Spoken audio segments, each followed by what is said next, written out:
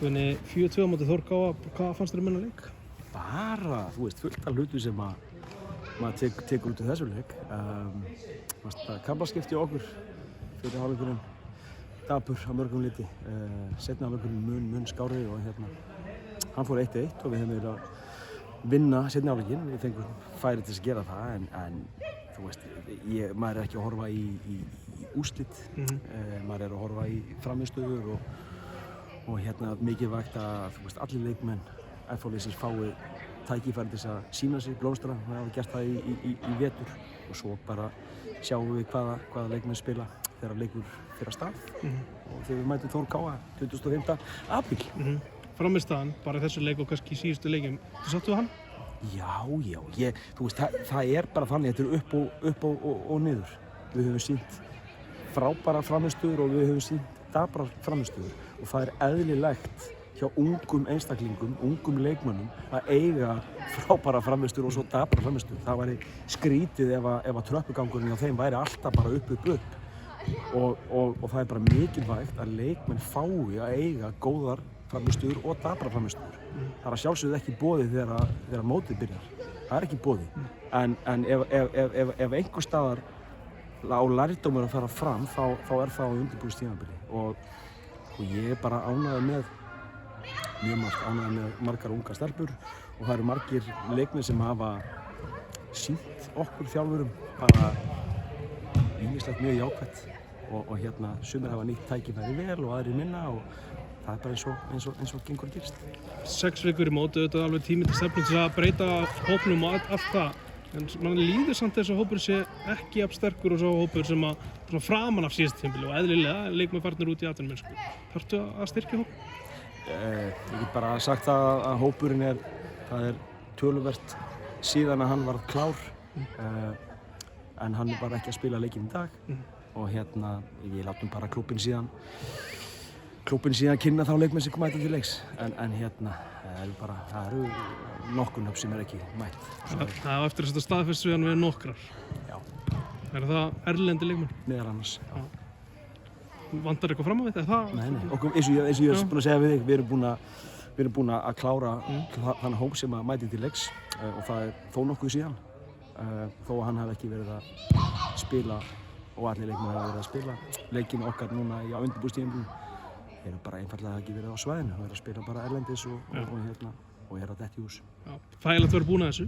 Já, rosalega þægilegt og það var gott að við kláruðum þetta allt saman bara snemma í febrúar en það var gott og svo svona, já, hafa bæst við síðan það og þannig að við mætum með flott lið til leiks þegar mótið fyrir stað. En það sem eru hér, eru allar heilar? Er einhver meiðsli eitthvað svoleiðis? Nei, það er skal ég segja, það er 17 ára landsliðsverkefni núna. Við erum með 5 leikmenn í 17 ára landsliðinu, þannig þar tókum við ekki þátt í dag. Við vorum bara með þær heima og þær eru bara að einbeita sér að því verkefni að undanskilinni Steinunni, markmanni okkar sem tók seinni hálfleikinn.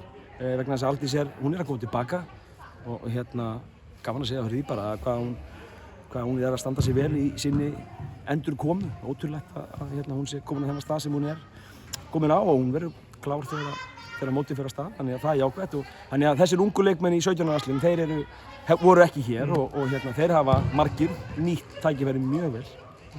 Hvernig var að sjá Ídu spila með A-landsliðinu? Bara frábært og hún sýndi bara úr hverju hún er gerð, hún var að spila stöðu sem hún er ekki vön að spila og leysti sínar varnarfærslur bara gríðarlega vel. Hún var með reynslu bolta fyrir aftansið sem að örugglega hjálpuðu henni til að stýrið henni en þetta bara hún er leikmaður sem að nýtir gluggann klárlega. Þess vegna erum við að tala um hann núna. Kom það þér á óvart að sjá og hún fikk kalli? Nei, ég vissi að það væri alveg eins von á kallinu. Þannig að það kom mér ekki á óvart. En hún er bara vel að því komin og hún sýndi bara úr hverju hún er gerð og ef hún heldur rétt á spöðunum þá getur hún alveg besti leikmann í þessari deild. Þú nefndir áðan að þið eru að fara að mæta Þór Káa eftir 6 vikur. Hvernig leist þér á andstæðinginn? Hvernig líst þér bara á deildina líka í heild sinni? Mér líst bara vel á hana. Ég held hún vonandi verður hún jöfn. Það vilja það allir.